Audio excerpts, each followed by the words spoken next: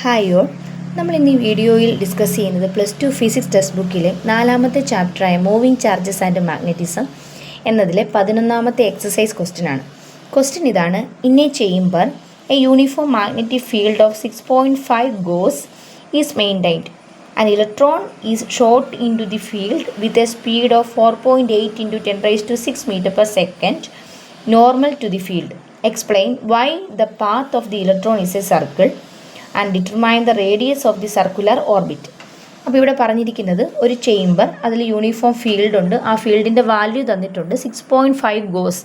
അപ്പോൾ മാഗ്നറ്റിക് ഫീൽഡാണ് തന്നിരിക്കുന്നത്. B is equal to 6.5 gauss. ഗോസിനെ ടെസ്ലയിലേക്ക് മാറ്റണം. അപ്പോൾ 1 ഗോസ് എന്ന് പറയുന്നത് 10⁻⁻⁴ ടെസ്ലയാണ്. So 6.5 into 10⁻⁻⁴ tesla magnetic field കിട്ടി. An electron is shot into the field with a speed of 4.8. So velocity is equal to 4.8 into 10⁻⁶ meter per second, normal to the field. So theta is equal to 90.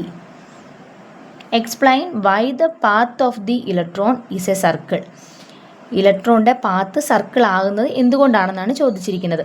അപ്പോൾ magnetic ഫീൽഡിൽ കൂടി ഒരു charge move ചെയ്യുമ്പോൾ അവിടെ കിട്ടുന്ന ഫോഴ്സിൻ്റെ equation ഇതാണ്: F is equal to q into v cross B. Cross product ആണ് വി ക്രോസ് ബി. സോ അതിനെ എക്സ്പാൻഡ് ചെയ്യുമ്പോൾ വി ബി സൈൻ തീറ്റ എന്ന് കിട്ടും. ഇവിടുത്തെ കേസിൽ തീറ്റ ഈസ് ഈക്വൽ ടു 90 എന്ന് പറഞ്ഞിട്ടുണ്ട്. സൈൻ 91 ആണെന്ന് നമുക്കറിയാം. So F is equal to q v B. Maximum force ആയിരിക്കും ആ ഇലക്ട്രോണിൻ്റെ മുകളിൽ കിട്ടുന്നത്. മാക്സിമം ഫോഴ്സ് കിട്ടുമ്പോഴത്തേനും അവിടെ സർക്കുലർ പാത്തിലായിരിക്കും അത് മൂവ് ചെയ്യാനായിട്ട് തുടങ്ങുന്നത്. അപ്പം തീറ്റ 90 ആയതുകൊണ്ട് പെർപെൻഡിക്കുലർ ആണെന്ന് പറഞ്ഞു. പെർപെൻഡിക്കുലർ ആയിട്ടാണ് ഫീൽഡിലേക്ക് ഒരു ചാർജ് എൻ്റർ ചെയ്യുന്നെങ്കിൽ അവിടെ മാക്സിമം ഫോഴ്സ് എക്സ്പീരിയൻസ് ചെയ്യുകയും അതിൻ്റെ ഫലമായിട്ട് അതിൻ്റെ പാത്ത് സർക്കുലർ പാത്തായിട്ട് മാറുകയും ചെയ്യും. ഇനി അതിൻ്റെ റേഡിയസ് ആണ് നമ്മളോട് ചോദിച്ചിരിക്കുന്നത്. അപ്പം നമുക്കിവിടെ പറയാം, ഈ ഫോഴ്സ് ആണ് യഥാർത്ഥത്തിൽ സർക്കുലർ പാത്ത് ആകാനായിട്ടുള്ള കാരണം.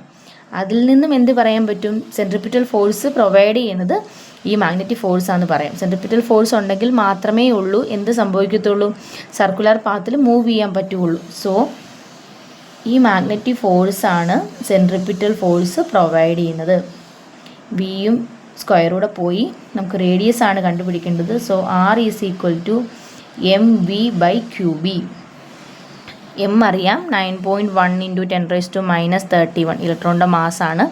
ഇൻറ്റു വെലോസിറ്റി തന്നിട്ടുണ്ട് 4.8 ഇൻറ്റു 10⁻⁶ ഡിവൈഡഡ് ബൈ ക്യൂവിൻ്റെ സ്ഥാനത്ത് ക്യൂവിൻ്റെ ഇലക്ട്രോണിൻ്റെ ചാർജ് 1.6 ഇൻറ്റു 10⁻⁻90 ഇൻറ്റു മാഗ്നറ്റിക് ഫീൽഡിൻ്റെ സ്ഥാനത്ത് 6.5 ഇൻറ്റു 10⁻⁻⁴.